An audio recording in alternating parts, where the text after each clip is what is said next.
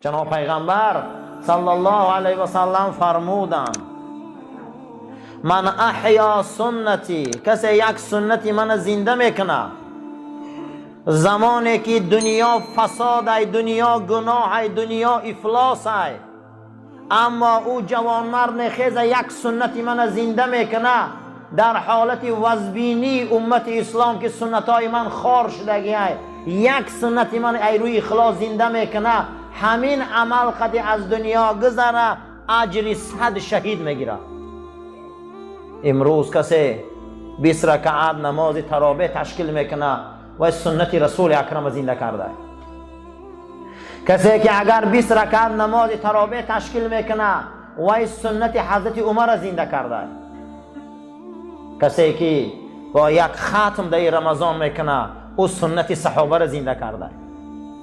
صحابه پیغمبر این دین برای ما آوردن، اونها بسیار عذاب کشیدن، بسیار محنت کشیدن، ما صاحب این دین آیین شدیم. رسول اکرم صلی الله علیه و سلم فرمودند اگر شما به اندازه کههای دنیا صدقه و احسان کنید یا به اندازه تپه های دنیا از طلا و نقره خیر احسان کنه، یک صحابه من یک دانه خرما خیر احسان کنه برابر یک دانه خرمای صحابه من ثواب کاری شما نمیشه. او صحابه این گونه بزرگ بود که با چشم سر رحمت للعالمین دیدن، با چشم سر رسول الله دیدن، پیغمبر دینش را خدمت کردن. برای همین هر کسی صحابه را دوست داره وی مسلمان ای، هر کسی صحابه را عمل کنه وی مسلمان ای، هر کسی صحابه را احترام کنه وی مسلمان ای. کسی صحابه را بد بینه برادر وی از ایمان دور می شود، برای که اونها مردمانی هستند که اونها را ایمانشان قرآن وصف کرد. اگر به اندازه اینمی زمین ما خیر احسان و خوبی کنیم ما هیچ محل در یک خرمای صدقه اونها برابر نمیشیم. ابن امام زازان در کتابش میبره حیات صحابه که یکی از ولیهای خدا تاریخ صحابه می نوشت. بعد از او گفت اگر منم در زمان رسول اکرم می شدم همین خدمت می کردم، اگر من هم میشدم همین خدمت هم میکردم، من هم میشدم همین کار هم میکردم. میگه همین تا گفت و رنگی به صحابه پا دراز کرد و خوابش بود که در خوابش دید که در یکی از غزوه ها با رسول اکرم اشتراک کرده است. غزوه اوج گرفته، هیچ کس نمیشناسد، کفر بالای لشکر اسلام در غلبه کرده است. اینم در بین جنگ میگه در دستش نیزه. یک نظر کردم که یک باره چند تن از همون کفر و شمشیر نیزه به رسول اکرم هجوم کردن، دویدن. میگه ماشان به چهره رسول اکرم دویدن، همه دوید. میگه همه همونها دویدن نیزه پرتافتن به رسول الله. میگه من در همون جا بودم، من به جایی که پیش گذرم میگه آمدم در پشت پیغمبر به جا شدم که اون نیزه پرتافتن در چهره رسول اکرم. وقتی که میگه نیزه ها رو پرتافتن من در پشت میگه پیامبر خما گرفتم، یک صحابه را دیدم که خودش بزرگ میگه ضعیفترین صحابه بود در روی قوت. میگه همون آمد پیش پیغمبر دخش سپر کرد، همون نیزه ها همش میگه در بدن همی رسیدن. بعد از خواب خستم که ای فلانی تو به اندازه همون موی سری به قوتترین صحابه آبرو نداری که اینها سپری رسول اکرم بودن، اما تو پیغمبر سپر قرار دادی. وقتی که ما امروز هستیم از اون نعمت ها میخوانیم، از اون دوره ها میخوانیم، از اون بزرگی ها میخوانیم، هیچ محل اونها را در حقشان گپی بد نگوییم. اونها جوان مردای زمین بودن. در زمان خلافت حضرت عمر رضی الله تعالی عنه که حضرت 9 سال رئیس حج بودن، 9 سال زمان خلافت شونده. میگه یک مادر از عراق فرزندش در درن سبد گرفته موسم حج و چش آوردن. مادر شای سبد بیرون مونده رو به روی حرم شریف مونده است. میگه در می افتاب مادرش گفته است که من مادر جان چشمایت خیره نمیبینی، من رو به روی حرم ایستادی که دعا که مادر جان دعا که میگه دعا میکرد فقط 9 سال دعاش همین بوده که پروردگار ترا و همون جوان مردایی که رسول الله را یاردم کردگن یا برو کنم. میگه می دعا را کردن میگرفتی همین حالت میگه مادر رو دست در روش مالی در بیرالوالدینش امام زازان میبیاره، میگه مالی گو بچم اطراف نگاه کن، من بوی جوان مردا را حس میکنم، همون جوان مردا در همین نزدیکی ها هم. و میگه من نظر کردم که در پیش حتیم یک گروهی بزرگ آدمای ایستادیان، قداشان بلند، بدناشان نحیف، روغن نداره، لباسای سفید، ریشای کلان، بینیهای بلند، چشمای زیبا، مویهای جعده، همین نگاه میکنی میگه همشان حیبت دارن. تو ما در همین گونه آدما را دیدم در همه جای ایستادن. گفت تیز بینشان درا که صحابه رسولن. میگه اومدم پیشون که یکی از همونها درگیر جمع شده بودن، امیرالمومنین فاروق اعظم بوده. و میگه پرسید که چیکار کردی اینجا اومدی جوان؟ گفت مادرم دعا میکرد بوی مردای خدا رو حس میکنه مادر من. گفت کجا دای چند؟ گفت اینه در همونجا 9 سال همین دعا را میکنه که تر خداوند مشرف همون جوان مردا کنه. بیا با میگه همه صحابه آمد این کمپیر زیارت کردند.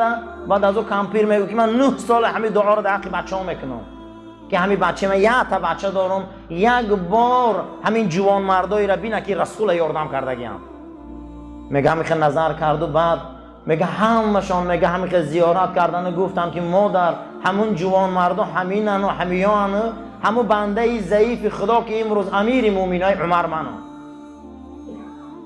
و میگه صدا بلند میکرد که فرزندم یا بنی بچه‌کم بخب دستاشون موچک، کیفتاشون موچک، چشماشون موچک، پاهاشون موچک، پاهای اینها در این ره خنثار شد، دستای اینا در این ره بپره شد. این دیدارا رسول الله را دیدگی ما دیدن نتونستیم بکن. میگه همون بچه‌ش میگفت بعد از اون میگه امیرالمومنین دعاش گرفتن. صحابه این شخصیت بود، صحابه این شخصیتی بود که در اطراف رسول اکرم ایستادن. حتی حضرت عمرو بن عاص در وقتی مرگ میکنن بالای سرش میبیاین میگن که یا ابو عبدالله، یا ابا عبدالله، ای پدر عبدالله، از رسول الله یگان چی من گوخی لحظه های آخری حیاته. میگن نظر کردیم که روش طرفی دیوال گردان، گفتیم عمرو پسر عاص از رسول الله یگان چی من گو. بعد از اون میگه روش گرداند و چشماش کشاد، گو یگان تاریخ نقل که گو من هیچ تاریخ نمیدانم در این دنیا، یک تاریخ میدانم که همون روز آمدم در پیشش بزانو زدم گفتم اشهد ان لا اله الا الله و ان محمد رسول الله. این نمیخه تاریخ میدانم، امید من به همین کلمه. دولت اسلام مصر آوردم، دولت اسلام تونس بردم، دولت اسلام در افریقا پهن کردم. هیچ تاریخ ندارم مگر کلمه شهادت دارم و خلاص. و گیریم از بحر او که پروردگارا اکنون من پیشی تو رفتستم، امید دارم به همین کلمه که همون روز رسول تا دیده بودم. و گفتن که یگان قصه گپ زن، گفت بیرون برای و آفتاب تماشا کنه که آفتاب به چشم سرش دیده میتونه. گفتن هیچ کس. گفت خداوند رسولش در قرآن گفت سراجا منیرا، این حبیب من محمد آفتابه.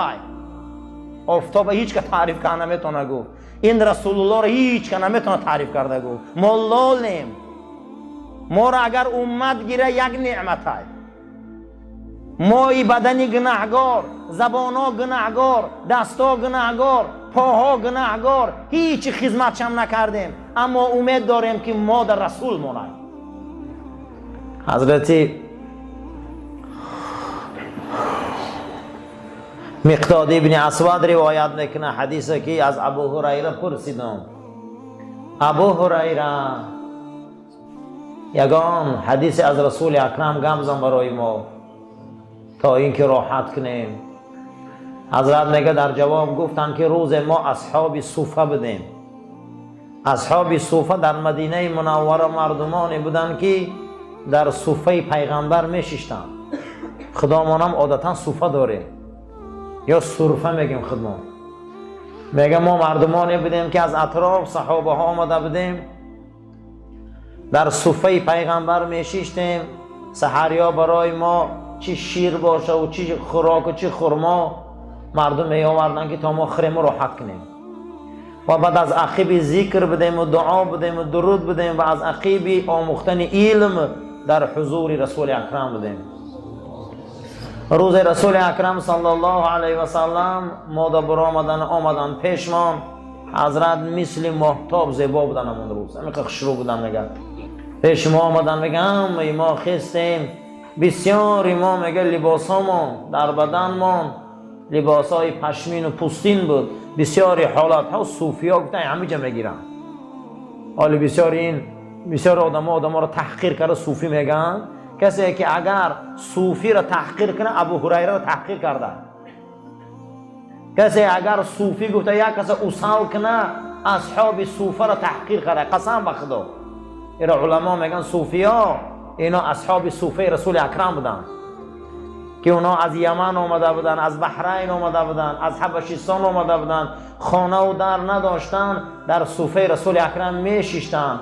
چی غذایی که می آوردن میخوردن، وظیفه‌شان فقط ذکر بود، وظیفه‌شان فقط یاد خدا بود. ابو هریره میگه من یک تسبیح داشتم، تسبیح من 1000 دانه داشت.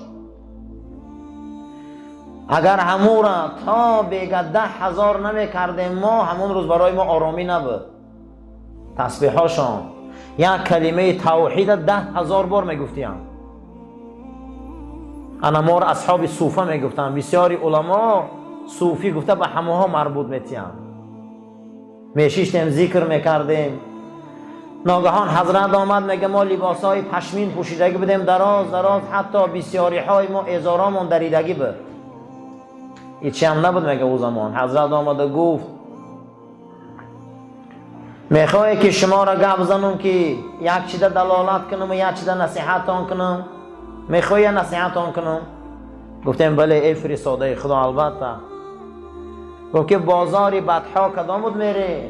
2 تا شتری ماده خوش رو خره و بیاره در خانتان فربه کنه، هر دش حمل گیرنه و برای شما یک تایی شتر بچه پیدا کنن در 1 سال که شما صاحب 4 شتر شوه که آن روز آبرو عزت مردم با شترداری بود. کدام دوست میداری؟ گفت که شترهای همون ساله تولد میکردگی را بگیره بیاره و در خانتان باید تایی شتر بچه کنه، فربه باشن. آیا دوست میداری همونه؟ هم از شیرش استفاده میبری، هم از پاروش، هم از گوشتش میخوای میفروشه. همین میفوره، هم خیلی برای شما باشه نعمت. بگو البته میفورم. البته. گو میفورتانه که از همین 4 شتر از همین نعمت ها یک کاری دلالتان کنم که از این بالا باشه، از این هم راحت باشه، از این هم خرسندی باشه، از این هم فضیلت داشته باشه. گفتم بله فرستاده خدا. گو ماه شریف رمضان در آمد، هر باره که مسجد می درایه 2 آیت یا مسلمان نشان ته یا 2 آیت قرائت کنه، برابر ده انمو شترهای عرب گو قیمتش بلند نزد خدا. هر کسی مسجد می درایه یک آدم قرآن نمیدانسته گیره یک آیت نشان ته یا خودتان 2 آیت خانه. زیرا رسول اکرم صلی الله علیه و سلم اصحاب صوفه را گفتن که از همون شترها فضیلت انمی کار بلنده. هر کسی مسجد می بیا یک برادری نمیدانستگیش قرآن 2 آیت هم باشه قرآن آموزه، یا اگر همین خیلی آدم نباشه خودش آموزه، خودش این همین 2 آیت خانه از 4 تا شتر ثوابش بلند بده. بعد از حضرت گفتن میخواهی که شترها را زیاد کنی؟ بله حضرت. گو آیت ها را هم زیاد کنی. خشا به حال آدم هایی که این شبا یه ورق قرآن میخوانن. خشا به حال انسان هایی که امروز این حدیث های گوهرباری پیغمبر قدرش میرن. این شترها اثری هممون میمونه، این مال دنیا اثری هممون میمونه، اما این قرآن بله حد میره. اما این قرآن دستگیر روز قیامت مانه. کسی در ماه رمضان 2 آیت میخوانده یا 2 آیت یک برادری نمیدانسته که تعلیم میداده برابر 4 شتر ثواب میگرفته.